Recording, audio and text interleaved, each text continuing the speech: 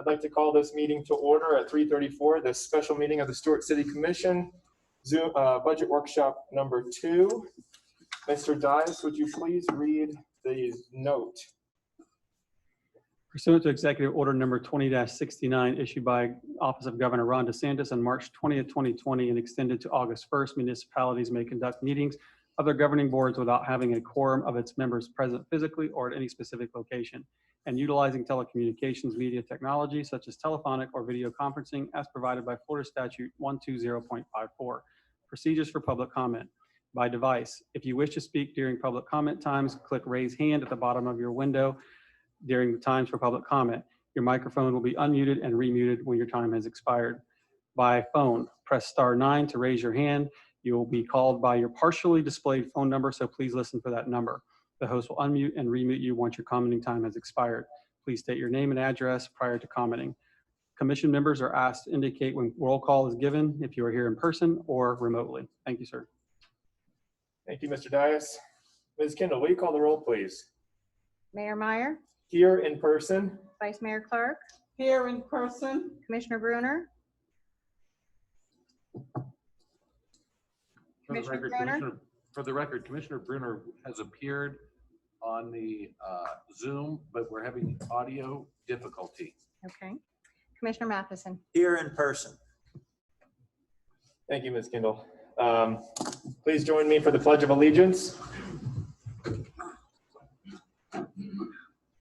I pledge allegiance to the flag of the United States of America, To the republic for which it stands, one nation, under God, indivisible, with liberty and justice for all. Moving right along to our first and only item of this meeting, the fiscal year 2021 budget workshop number 2, Mr. Baglioli.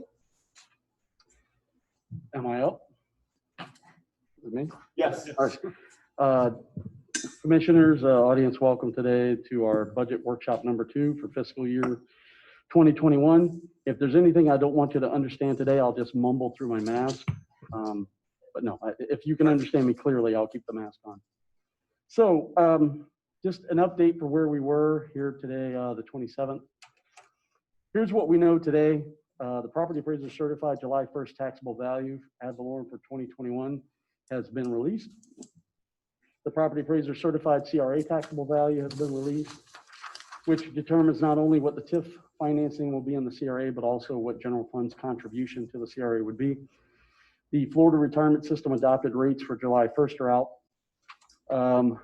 The city participates in a risk pool, insurance risk pool with 3 other local governments. Those rates and our increases for next year have been baked into this budget as well. And now we have the health insurance rates cost for 2021 as well.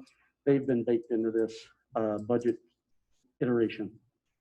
What we don't know, the state of Florida revenue projections still have not been released. We're going to discuss that in a moment.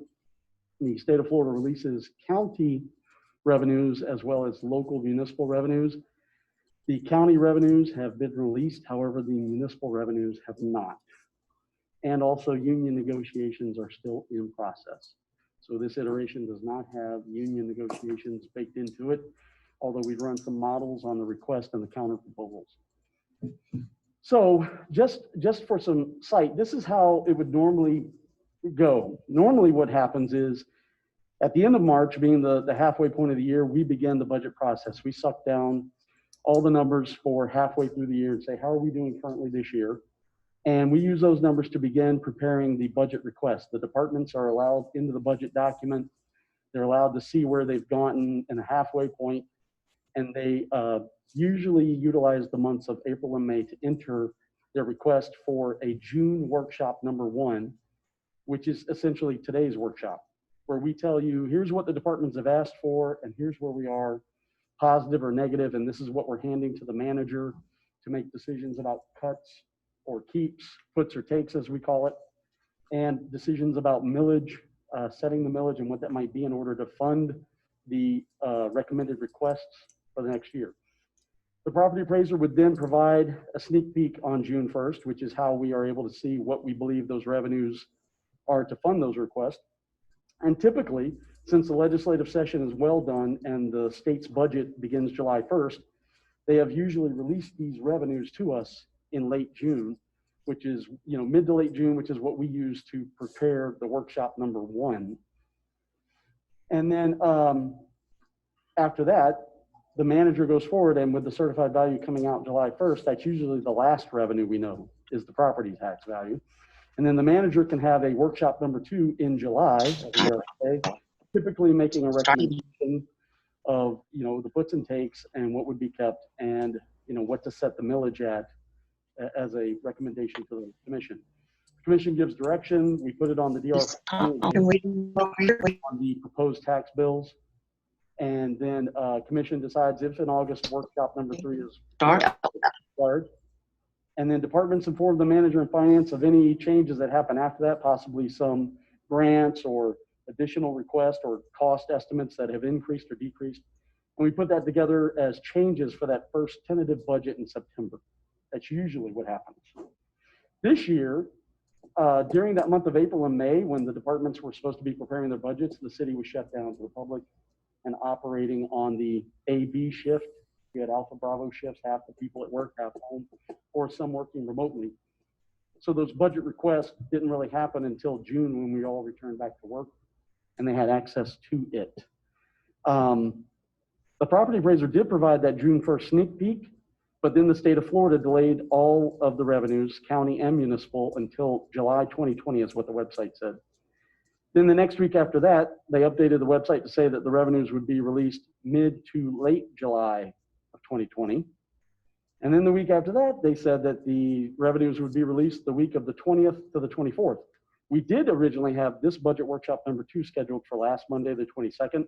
However, at the website saying that, I said, well, if they say the 20th to the 24th, that means the 24th at 5 o'clock. Little did I know it was worse than that. So we delayed this budget workshop until this Monday, thinking that we would have all the revenues in place Friday, and I would work through the weekend to get some good numbers. However, Friday afternoon, they updated the website to say that the revenues would not be released until the 27th to the 31st. Now, counties began receiving some of their revenues on the 23rd. However, the CST, which is both city and county, was included in that release of 27th to the 31st. So as of today, municipal revenues still have not been released to us from the state of Florida. I checked about 5 minutes before the budget workshop began. There is one update that I will share with you. However, our DR 420 and the trim compliance clock is still ticking. So we do still have a hard deadline of putting what the proposed millage is on the DR 420 by August, I would say 3rd. It needs to happen before the 4th because it needs to be filed on that day. And now I would say a manager's recommended budget would be presented at a proposed budget workshop number 3 at sometime in August. Now what they have done is they have released the CST number earlier today, about 1:30 today, they let out the CST number for everyone. So now there's been a lot of talk, a lot of comments get down there to me in finance, oh, well, so-and-so finished their budget. How do they have a budget? I will tell you, my personal opinion is either A, they're wrong and they're using guesstimates and models, which, you could start down one path and then have to double back. Or I took the liberty this morning, this is as of this morning, picking 2 of our local neighbors. And I just want to illustrate, City of Sewell's Point apparently has Town of Sewell's Point has their budget adopted. Their budget is 3 pages. Their total revenues are $5 million for general fund, of which ad valorem is 38%, and they're pulling $1 million out of fund balance, out of their savings account. So 20% of their budget is coming from savings. And the CST half cent and municipal revenue sharing for them is a total of $364,000 or 7% of their total budget. If they had a 20% reduction, 25% or 50% reduction, that's what you can see down there. So if the state of Florida tells them that their revenues are cut in half, they'll lose $182,000, which is 4% of their budget. Jupiter Island, today I looked, they have a 20-page budget. Their budget is $8 million, of which ad valorem is 76% of their budget. If ad valorem is 76% of your budget, you don't need any state revenues to adopt your budget. You're funding everything from that. And then they still pull 6% out of their savings account to balance it. Now, they don't provide any detail on their budget of what each line item is, but I took all of their other taxes and all of their intergovernmental revenues. So that means things besides CST, half cent, and sharing. It's only $352,000 or 4% of their budget. So you can see, even if it got cut in half, if the state of Florida tells Jupiter Island they're getting 50% of normal, they'll lose $176 or 2% of their budget. Now, the city of Stewart, normally, this budget right now, this budget request is sitting at $29,456,811. That's what the departments have asked for and the manager has asked for in the request. Our ad valorem sitting currently at 5 mils is $10,489,253 net. That's the 95% that we're required to budget. That is 36%. So you can see both of our neighbors rely on ad valorem more than we do. And we currently have nothing coming from our savings account to balance this budget. And you can see that each one of our 3 revenue types is greater than our 2 neighboring cities in total. So our CST is greater than all of their taxes. Our half cent sales tax is definitely more than theirs. And that municipal revenue sharing. Now, again, I'm a broken record, but it's all based on population. And since those neighboring governments have less population than us, it doesn't really matter. They don't make much off of it. But as you can see, those 3 revenues alone represent 12% of our budget. That's why it was kind of important to know what they were. And you can see that if the state of Florida comes back today or tomorrow or Thursday or Friday and says, you're getting 50% less, we're going to lose $1.7 million. If they say that we are only getting 20% less, we're going to lose $689,000, 2% of our budget. But, you know, on a scale, you can see that it's a much grander scale than our competing neighbor, than our neighbors who have already, you know, posted budgets. Now, currently today, given the manager came down and said, look, we have to have some numbers in here. We used the models that we have downstairs, and we were projecting the Zoom is covering this up, but that's a 20% reduction or 18% reduction there in CST, 25% reduction in half cent sales tax, and a 16% reduction in municipal revenue sharing. Now, that again is based on collections right now to this year, because we are coming in lower than we were projected to come in for this year, and then trying to project that out into next year. So right now, what I've cut from this budget just in these projections down is $692,000, or 2% of our budget is lost just on estimated losses. I will tell you though that 1:30 today, the state of Florida did release the CST number. Now, I think if we roll back one of the tapes, you'll hear that I said, you know, it may turn out that CST goes up with everyone being home, buying high-speed internet, getting tablets with cellular connections, buying hotspots, it could go up. Well, it actually turns out I was correct. The state of Florida has now said today that the CST for the city of Stewart will be $1,876,000. So not even the $910,411 it was last year. It's going to be $1,876,000. So double. Not double, no, just about 200,000 more than what I'm currently saying. Oh, I thought you meant 1,800,000. No, $1,876,000. So it's 1,000,876. So that's the first number of the ones that we've been waiting on that has been released, and you know, happily it went up slightly. So that does help the manager out, as you'll see in later slides. Any questions on this part? Okay. I mean, I just want some people, you know, there's a lot of, you know, comparisons takes place around here. I get lots of comments come down to finance, you know, well, they've got their budget, you know, well. I have a question for you. Yes, sir. Are we privy to the county's information that they've received so far? Yeah, the county, you can look up any of those revenues that the county has, and, you know, trying to do, I tried to look and see like, oh, what theirs went up or went down by. 2 things are at factor there. One, they flat tell you that these econometric models are too complex for you to try and apply to each of your own organizations. And 2, the county, similar to Jupiter Island, doesn't necessarily provide detail in their budget. So sometimes I don't know exactly what a certain line item was. They kind of present it in categories. But they do have a tentative budget out there. It is increased, and they did up the general millage in their budget request. And I speak to that in a moment.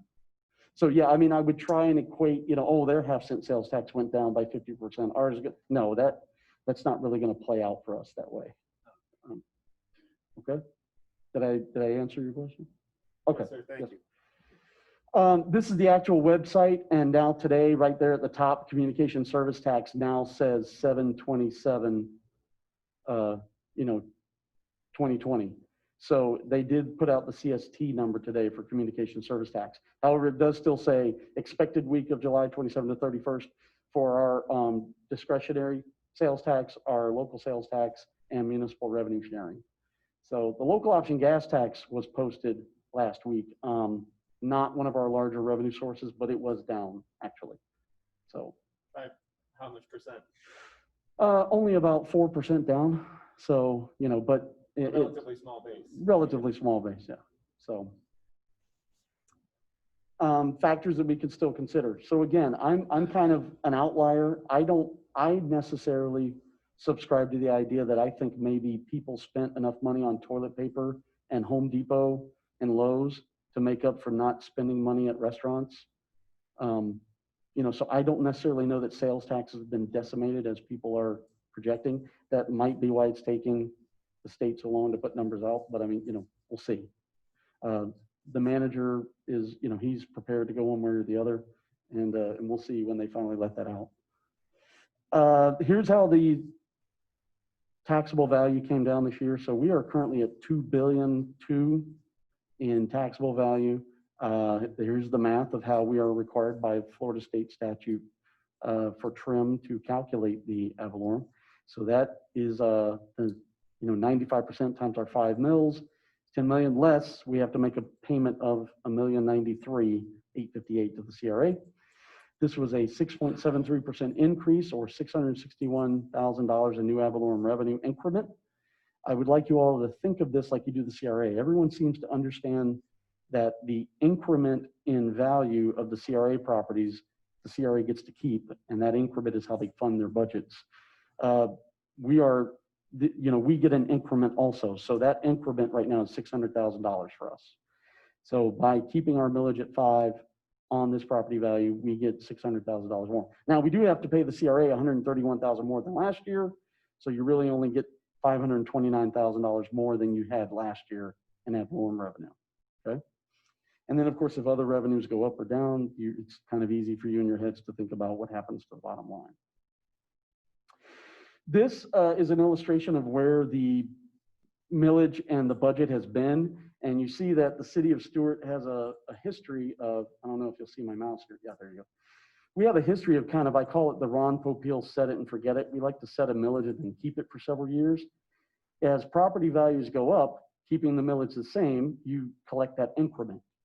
And then you can see back when, supposedly the bubble happened, property values went way up. Our millage also went up at that time, and so did our budget. And then we started pulling back. But you can see in these years where we set the millage and left it the same, but the budget drops, the ad valorem dollars drop. Well, that's because those were the years that I've said multiple times where rollback rate was an increase, and we actually kept our millage the same, which reduced the taxes, gave the taxpayers of Stuart a tax break. And then of course we actually tried to catch up for it, and then we did rollback again in one year. I guess we kind of got cold feet and went back to rollback again. And then there was this one odd year where we shaved off the millage at the end. So I guess to make it a round number, it didn't reduce taxes. It actually still was a tax increase that year. That equated to about $110,000 or $12 per property, $5 per person. But it made the math easy for the manager and I to move forward here from 4.5 to 4.75 to 5, where we currently are. You can see that that's how that's grown. These are the rollback rates. And so you can see these years where rollback rate was actually higher than what our rate was, and effectively giving the taxpayers of Stuart tax breaks, although we never advertised that we gave them tax breaks. We simply said we kept the millage the same. And then this is a display of how, if you collect the increment, you let your budget follow the increment. And then here where we didn't have the increment, the budget gets lower than that. So now we're kind of back at the point where our budget is keeping pace with the growth. And that's kind of what you want to see. I mean, you appreciate when your insurance company keeps rates steadily growing. It doesn't give you a giant hit in one year. Now, this is the one, they talk about we've recovered. What this graph is showing is the property value increase. So you can see like these years where property values went up 6%, 11%, 21, then only went up 9, 19, they went up 25, and then they took these big drops. So property value fell out when the bubble busted.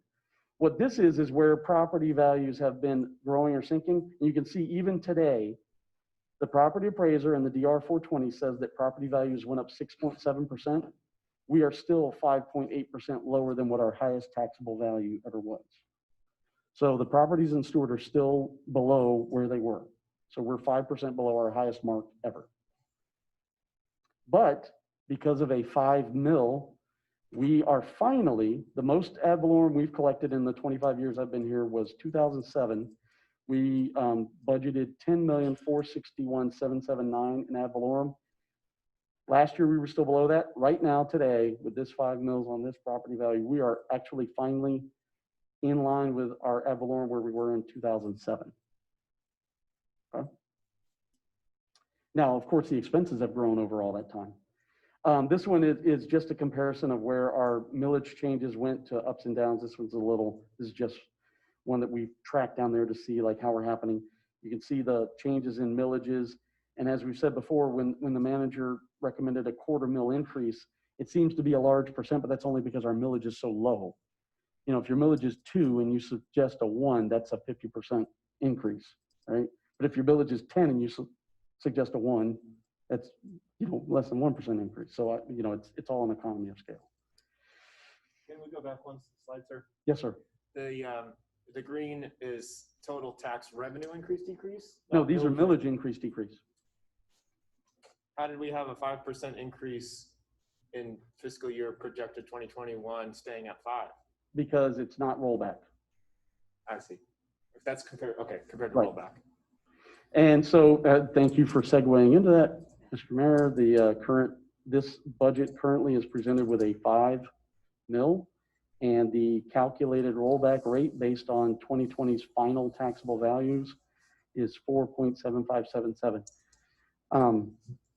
And that's they actually add in factors like what the final taxable value was. You have people who go to the value adjustment board and challenge their taxable values. Some puts and takes, you know, they find out a parcel was in or out and that kind of thing. And then also an adjustment for the earnings factor in the state of Florida. This is one that we always throw up here. Here's the example tax bill. If your taxable value, not your market value, not what your real estate agent told you your house is worth, what your taxable value is on 5 mils, if you had a $250,000 taxable value, meaning they've already taken out your homestead exemptions and everything else, what's left is $250,000, you'll pay $1,250 in taxes. That's not counting homestead exemption. No, sir, this would be net. Net. So this is, when it's all said and done, you're paying a tax bill on so if you had the homestead exemption, I'd say you have a $150,000 home, you took out your $50,000 exemption, you're paying tax on $100,000. Okay. Now to the CRA. So the CRA, the city value of the CRA is $529 million this year, creating an increment of $230 million over the original value. That $230 million, our 5,000 times 5 times 95% equals the CRA payment from general fund to the CRA of $1,093,000. The county's taxable value is slightly different because they have an exemption we do not have. I believe it's senior citizen exemption. And so their increment is slightly different, and based on their general millage, the general millage only, not the MSTUs and the other rates, of 6.7619 times the 95% means the county would cut us a check for $1,004,000, bringing the total CRA TIF revenue budget this year to $2.5 million. Now, in 2017, I brought it, I think, you know, here I am, again, I think I was the first one of the municipals to notice that the county had upped the general millage but reduced the MSTUs, which resulted in them advertising no increase in millage, but it was an increase to the municipal taxpayers. At that time, I believe the statement was, oh, you know, next time you'll have a seat at the table, we'll consult you before we do that. However, in their own budget document today on their website, they list that they are not increasing their millage, that they had to increase the general millage by about 1%, reduce the MSTUs by about 2% to keep it the same, which actually means that the taxpayers of Stewart, Jupiter Island, Sewell's Point, all the incorporated areas will pay more in taxes than the unincorporated areas would. And, you know, the citizens of Stewart pay us, if this budget goes through and this millage goes through, they'd pay $10,489,000 in ad valorem taxes to the city. They'll actually pay the county $14,185,000. And this additional 0.0691 mils equates to about $144,000 in additional county taxes from City of Stewart taxpayers this year. But that does give our CRA more money. So. The FRS adopted rates, these are adopted by the state legislature. There's no way out of these. The City of Stewart participates in the FRS. They did have some increases. However, I noticed they did roll back the high risk or public safety rate. They reduced a little bit, which was nice. And they have increased the drop rate, and elected officials remains pretty close to standard. I'm waiting for questions. If I don't hear any, move on, okay? TRICO was about a 9.3% increase, which equated to about $88,000 across all funds. That's already been baked in. That covers all of us. And we did actually, there is additions for workers' comp, and the cyber insurance now covers anything that might happen in the future, whereas, you know, we discovered before our cyber insurance didn't cover the ransoms. Now it would if we actually had that event occur. On the health and dental, we actually have experienced a pretty good year, and please everyone knock on wood. It's been a good year, so they're actually projecting that we only needed about a 2% increase. Given that some of the blue collar workers and other employees just received a raise this year, the manager felt that it was only equitable and fair to not pass on that small increase to the employees after just having upped their salary to hand them more cost for health insurance. It's only about $90,000 across all funds, so it seemed like a small amount for the city to pick up. So the employee rates will remain the same, and the city will pay the additional cost. We also did a rate increase to the employees. Was it last year or the year prior? Last year. Here's where we are currently at the moment. And again, now I know that the CST number is in, so this, I often say as soon as I print it, it's bad. It's old the moment it comes off the printer. So these numbers are already different today, just having been, finalized recently. So this is our current revenue stream, as you can see, and then I provide these percent changes on them. When you see other sources, that's, something like that, that's because we brought in grants and funds from other reserves and impact fees and stuff. So that's what that is. So right now, we're not currently drawing in funds from those groups. So don't be sticker shocked by an extreme drop in that. Remember, if you have a big grant or something that year and you're bringing in grant revenue, both go up. So that's where the revenues are currently. And then the expenditures, pretty much in line. I mean, everything's here relatively close.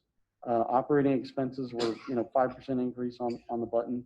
Capital outlay is down. We had some projects last year that were large that are not currently in these requests. Now, I will tell you right now, when we do the debt service, if tonight's agenda item for executing the loan to purchase the 301 Ocean property goes through, that will be added into this budget, but that's a revenue neutral transaction because there's enough money generated from the rent of the property to cover the debt service on it. So when we add the purchase of the building into this budget, we will offset it by an equal amount of revenue to pay the debt service on that building. Sir, can you please say that again for the record? I will say it again, only because the only reason the mayor's teasing me because I said I didn't like the deal, but the loan that we got came in at such a affordable interest rate that even I can't be upset with it. So yes, the revenue generated off the property will pay the debt service for the loan to buy the property. Revenue neutral, I believe was the term. Yes. Correct. Yeah. Thank you, Commissioner. Okay. If it's a good deal, it's a good deal. Even I can be swayed. I'm more for the public. I'd just like to hear you say it while we're still here, just so I am reading correctly. I'm looking at 2020 request and appropriations in 2021 current and revenue category. So right now we're spending 1.4 more. We're asking for 1.4 more than we are accounting for in revenue. Yes. Okay. Yeah, you're jumping ahead there. Yeah. The personal service expense down there, as you can see, bottoms out at 30 million versus our 20. So if I was handing the manager this budget right now, which he's seen this number and he already, his eyes rolled back in the back of his head. Your $1.4 million expense has exceeded your revenue.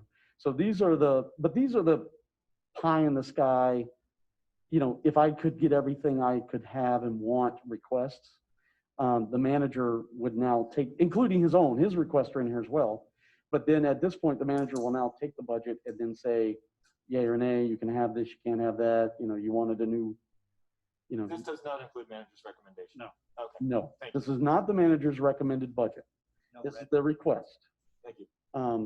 And so, yes, this is, and it will say that on the next slide. You keep rolling ahead. Did you read this before I did? Okay.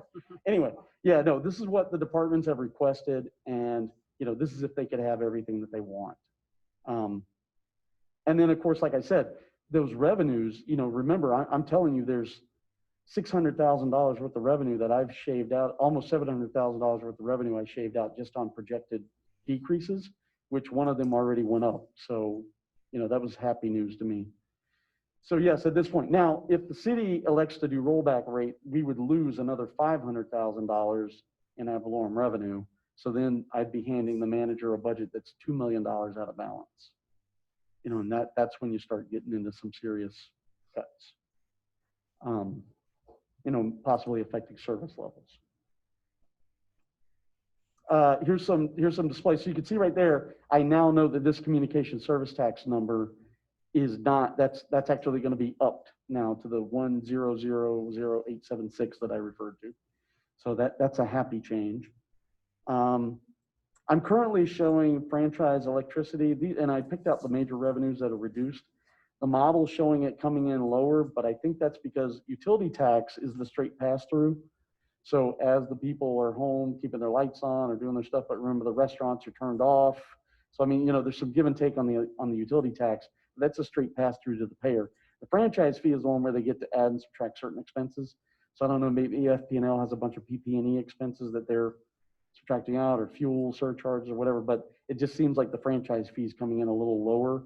I hope I'm wrong about that. Well, they have been reducing bills to customers too, which I'm sure they'll probably credit towards that. So. That's going to affect both the utility tax Yep. and the franchise fee, Right. but the hit to the franchise fee is faster than the hit to the utility tax, because utility tax is a straight pass-through. Franchise fee, they get to net certain, you know, some revenues are added in, some expenses are taken out, come up to that number.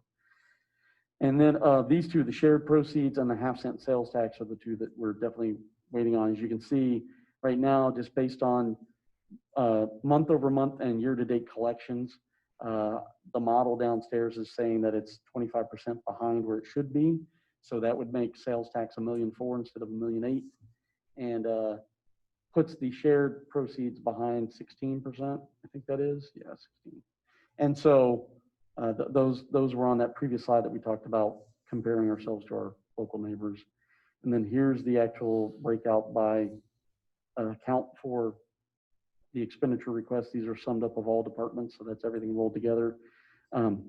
You know, and again, our Zoom is covering it, but you can see, like, you know, overtime is still well in line. It's only 1% increase in overtime. As I said, you know, the ad valorem, I mean, the FRS is what it is. That 12% increase is unavoidable. Life and health insurance, that's everything together. So depending on what the employees elect, drives that 3.9% there. And workers' compensation is that 9% that we talked about on that slide with Tricom. Special pay, sir, is that having to do Special with pay, COVID? kudos to you for picking up on that. I was ready in case someone saw that. The manager, we have been following a lump sum merit system in the past. And then this past year, the manager had given everyone 1% in their merit pay. We are proposing to go back to a lump sum system. The lump sum, we've heard from employees, a lot of them like the lump sum amount better. I like the lump sum amount better because it doesn't compound. I don't pay additional expenses on it. It's a one-time expense. So it's actually cheaper in the long run to do the lump sum. So that's that special pay increases to take it out of, so you would have seen a % increase in regular salaries the other way. This way you're seeing a one-time expense lump sum amount there. So, but you can see back in 2019, before we did it, it's been growing. I think 2018 was the last time we did the lump sums. In the last 2 years, the manager's been doing these percents. So if I had rolled this back to 2018, you'd see that it's a similar expense back then when we were doing those. Thank you. Thank you for paying attention. In the manager's request, not recommended, as I thought one of you might ask if this is what the manager was recommending. He's currently requested that the departments get 2% wage increase on their employee salaries, that we go to a lump sum merit program, that the city pick up all health insurance increase, and there are some new positions proposed currently, a grants manager position and 2 additional firefighters to staff Rescue 3. I guess they'd have to actually be fire medics, but so yes, and so since this is the request, in quite a irony, the manager might cut his own request to present you with his recommended budget. But we just threw it in there to see what it would cost, and right now we're $1.4 million out. So that's how that is. Some balancing opportunities. How could we balance this $1.4 million? Well, there are some grant opportunities. I know currently there are city staff people working on trying to acquire grants in all areas, utilities funds, as the enterprise funds, as well as general fund, trying to secure grants here and there. Some capital financings. I know the late great Dave Collier used to do that sometimes. He would pick up a bunch of capital items and finance them to make the bottom line work. We could freeze vacant positions. There are some vacant positions in this budget. We could, hold those off and say, do more with less. We've all heard that many times over the past decade. Defer capital purchases. Even though there are fewer capital requests this year, we could, put those off or take a really hard, long look at whether they're necessary or not. And then, of course, reducing operating expenses. That's, now you're talking about service levels, possibly, trying to just cut the day-to-day lights on kind of expenses. Or the one no one ever wants to talk about is, proposing a millage increase to increase the revenue, since millage is the only revenue we can really control. No other revenue can the city manipulate other than ad valorem, as far as increasing it. I mean, you could always decrease revenues easily, but not increase them. And that's where we are. Mr. Mayor, Yes, sir. if I may, just one of the couple of things, as Ms. Broglio highlighted. So we're not looking at increasing our ad valorem. Any increase to our revenues as it relates to that comes from the increase of property values. You did see that our taxpayers would experience a slight increase through a county millage increase. And we're also proposing to change one of our holidays. It doesn't need commission approval. However, but I wanted to make you all aware of it, because I know some commissioners have asked about this previously, but we're going to remove one of the staff's optional holidays. This is non-union. One of the staff's optional holidays and give them Christmas Eve off. All the other government entities in court, everyone else is closed on Christmas Eve, so it's like a ghost town here anyways. I did do a staff survey, and it came out 68% in favor of making that change. You hear that, Commissioner Bruner? That was one of her big things. Yeah. I remember she was calling for that last time. Yeah, she does seem to be nodding right now, so. She's unmuted now. The county millage has increased. They're proposed. So 0.069. they're advertising a no increase because they reduced their MSTUs, but they raised their general millage by 1%. So if you're not an incorporated resident, you see no change. If you're an incorporated resident who doesn't pay MSTUs, you see a slight increase. I did some back of the envelope math. It's like $9 a person. It's a progressive. This is like Right. the third time they've done it. And the general population is okay with it because the vast majority of the residents in the county are not in the incorporated cities. And the Jupiter Island, Stewart, Sewell's Point, and Indiantown are the ones that actually get the burden of it over time. And as Jolie can point out to you, it's also cumulative in nature, because once it's in place, for the last 3 years, the city's paid the extra that they picked up 3 years ago, and they've continued to do that. So it is something worth watching, because what's the reason for it? And the explanation, as I understand it, is that it was something to do with the MSTUs not needing the funds or whatever, but I am under the impression that general fund is also used to pay fire MSTU. So until such time as you don't use fire MSTU for general fund, there's no reason to lower the MSTU. Is there anything we can do about that? Is there anything we can, I mean, can we, Make people aware. yeah, You could go to the county commission meeting. maybe we'll add it to our agenda for the But- joint meeting. And unfortunately, it's a democracy, and let's face it, if you're in the county and 80% of the people would prefer that method, that's what happens. I understand. So I am looking for some direction with the commission on the 5 mills. The reason for that is that Mr. Baglioli has to sign the 420 Yes, sir. form. Yeah, it's saying- my signature on it, not his. August 3rd, right? Yes, So it would be before our next meeting. yes. You have to Prior to sign the- it by August 3rd, or could we have a meeting on August 3rd, next Monday? Well, it's not a binding number, it's a For Tim. maximum number. Yes, you can, right, you can come down off that number, but it's difficult to go above. It's not impossible, and we have done it. But it, I personally trim for us downstairs is like one of our, Super Bowl things of the years. So, I'd rather have the comfort of knowing that we're setting the millage than waiting till the midnight hour. You never know, an EMP pulse goes off and I can't log on to the internet and file the trim. We just And need we something. don't have a meeting on the 3rd or next, So on the 10th. we could set it at currently at 5 and decide if we had a meeting on Monday. On the meeting on the 10th, you could always go lower. You just check. We could enact rollback. Yes.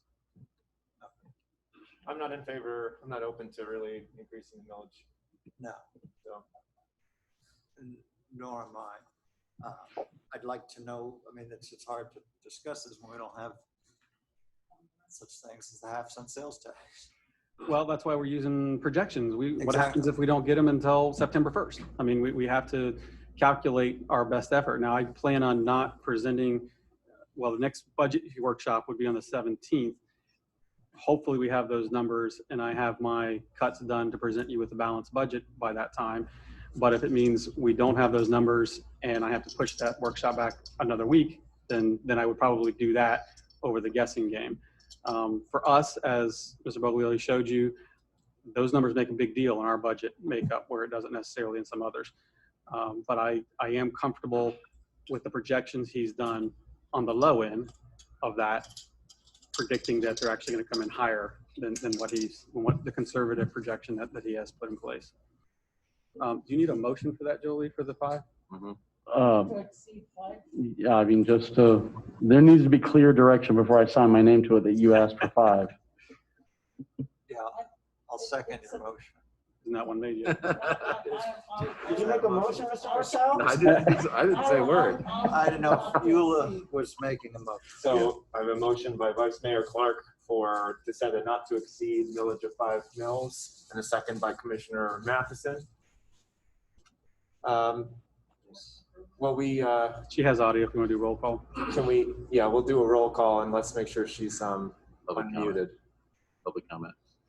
Is there any public comment on this item? If there's any public comment online, please click raise hand now. Seeing none. Commissioner Bruner, can you hear us? Yes, yes. Thank you. Okay, very good. Thank you, Commissioner. Ms. Kendall, will you call the roll, please? Commissioner Bruner, Yes. Commissioner Matheson, Yes. Vice Mayor Clark, Yes. Mayor Meyer. Yes, motion carries unanimously. Thank you, sir. Thank you, Mr. Baglioli. Is there any other question from the board before we adjourn? Is there any specific budgetary direction the commission would like to see go in? I know each of you have your ideology or pets in the what you would like to see the city accomplish. But as I'm doing cuts and redirecting funds, is there any specific thing that you guys would like to focus on? Commissioner, would you like to start? Well, this year, as far as, I know where it's already factored in, is our discussions of shade trees around the city. But, I got to see some more numbers. I'm more wondering if we want to go down the track of rollback or not. And Does anybody have any heartache with the personnel package that I presented? I don't have heartache. I'm not sold on it 100% yet. I don't want us to lay off or fire anybody. I'm also not quite sure that now is the time to be giving raises. Assuming how we're going to be looking next fiscal year, I think we should I would prefer for us to begin tightening the belt, to step down a little bit, so that when things hit the fan next year, let's hope they don't, but that we won't have a drastic fight. Right. So that was part of the philosophy with the merit bonus deal, because that's not in perpetuity. Right. But that's not the GWI, so the GWI is 2%. And I can tell you, if you didn't do that, you'd be the only government on the Treasure Coast that hasn't. That's good to know. Can you bring, Mr. Butler, can you bring the list of managers' requests for personnel? I like the idea of picking up the increased health insurance cost. It doesn't seem to be too crazy. I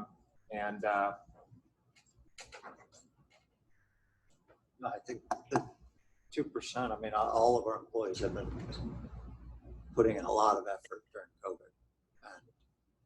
And that seems minimal at this point, but it's, I mean, again, it's hard to say, but that's why I think, I don't have any major requests personally of what I'd like to see added to the budget.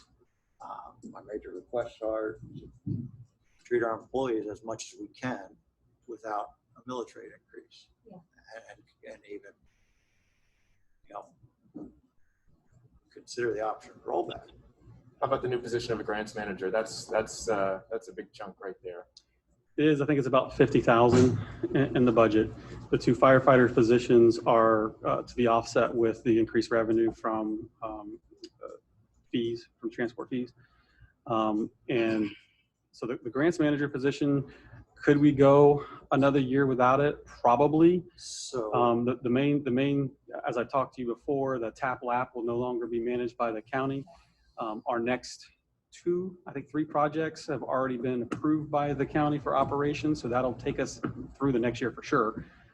So that will be a position I'll be eyeing at cutting during the cut process. But that's not going to dig deep enough to get you to roll back. I mean, we're 1.4 for the budget now. Yeah. Is the grants manager position something that some or most of it could like be contracted out at a limited amount to like the regional planning council or something, or is that something that needs to be in-house? It wouldn't, you could contract them out similar to what some of the departments are doing now with the CDBG grants.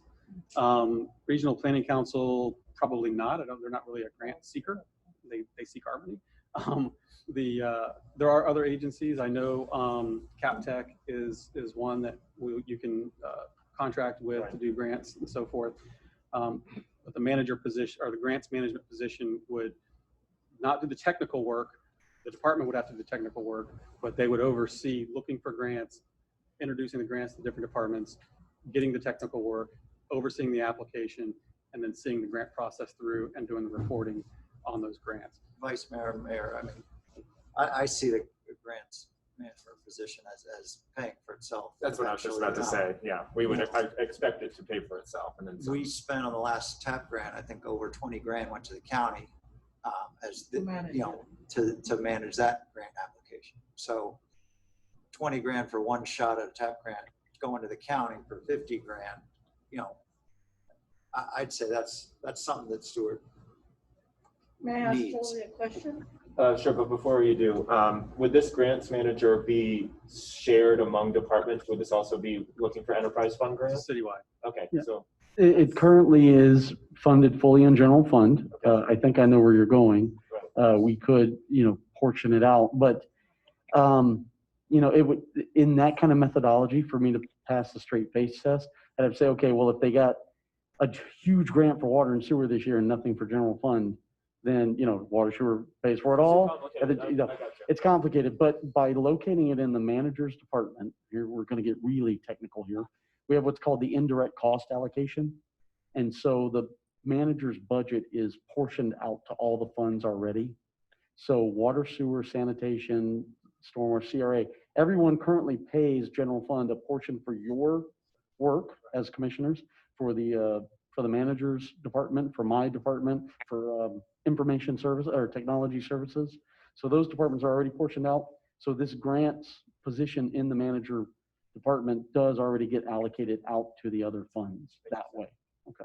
Vice Mayor? That was one of my questions. And then the other one is that 2% plus the lump sum merit. What's an average number for that?